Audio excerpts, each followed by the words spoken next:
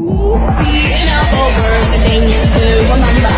The scene starts to tumble to the sound of the drums. Oh boy, there ain't no need to fight a side of the ring. It ain't no big thing, just show everything. Perkenalkan, nama saya Andreas Putra Andreanku dengan NIM 2230 2021 0026 dan saya akan membawa materi pengenalan APAR, alat pemadam api ringan. Dan yang pertama, APAR, alat pemadam api ringan adalah alat keselamatan penting yang membantu mengatasi kebakaran kecil di awal. Mengetahui cara penggunaan dan perawatan APAR dapat menyelamatkan nyawa dan pencegahan kerusakan properti. Dan jenis-jenis APAR secara detail yaitu APAR busa efektif pada kebakaran kelas A dan B seperti kertas, kayu, dan cairan yang mudah terbakar. Dan APAR serbuk kimia kering bisa digunakan untuk berbagai jenis kebakaran termasuk kelas A, B, dan C. Dan terakhir APAR CO2 cocok untuk kebakaran di peralatan listrik, elektronik, serta cairan yang mudah terbakar.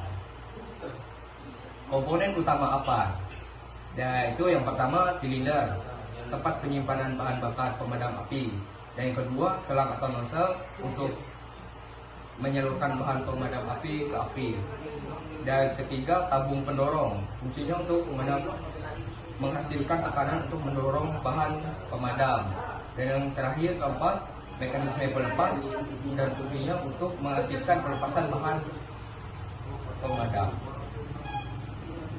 Dan cara penggunaannya, nah yang pertama cabut pin pengaman untuk menyiapkan APAR, dan yang kedua arahkan nozzle ke pangkal api, bukan ke nyalanya. Tiga, tekan tuas untuk menyemprotkan bahan pemadam.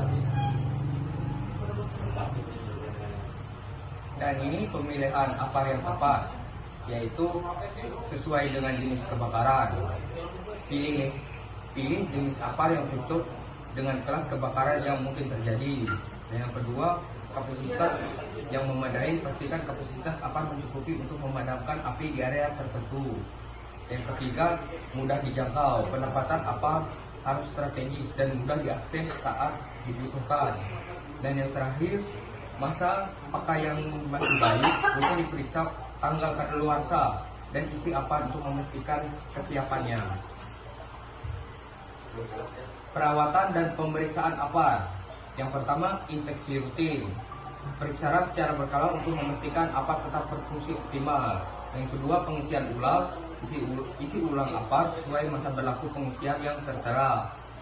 Yang ketiga, pembersihan. Jaga kebersihan APAR agar tetap mudah diakses dan digunakan. Yang terakhir, perawatan berkala. Pendapatan APAR yang strategis. Yang pertama, identifikasi risiko. Kenali titik-titik rawan kebakaran di area kerja. Dan yang kedua, perhitungkan jarak. Tempatkan APAR tidak lebih dari 15-20 meter dari risiko kebakaran. Yang ketiga, pastikan visibilitas. Letakkan APAR di tempat yang mencolok dan mudah terlihat dan dapat dijangkau.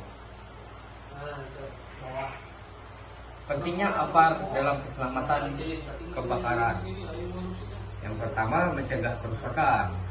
APAR dapat memadamkan api di awal sehingga mencegah kerusakan yang lebih besar. Yang kedua, menyelamatkan nyawa. Penggunaan APAR yang tepat dalam menyelamatkan nyawa saat terjadi kebakaran. Yang ketiga, mematuhi regulasi. Kebakaran APAR di gedung, pabrik, atau kendaraan merupakan kewajiban sesuai regulasi keselamatan. Meningkatkan kesiapsiagaan APAR yang terpasang dan terawat dengan baik, meningkatkan kesiapan dalam menghadapi kebakaran. Dan yaitu kesimpulan, APAR merupakan keselamatan penting yang harus dikelola dengan baik dengan memahami jenis, penggunaan, perawatan, dan penempatan APAR yang tepat. Itu dapat meningkatkan kesiapan dan kemampuan dalam menghadapi kebakaran. Investasi dalam kesediaan APAR yang terpelihara dengan baik dapat memberikan manfaat besar dalam menjaga keselamatan jiwa dan harta benda. Jadi kita harus mengutamakan H3 dengan baik dan benar sesuai perundang-undangan di Indonesia.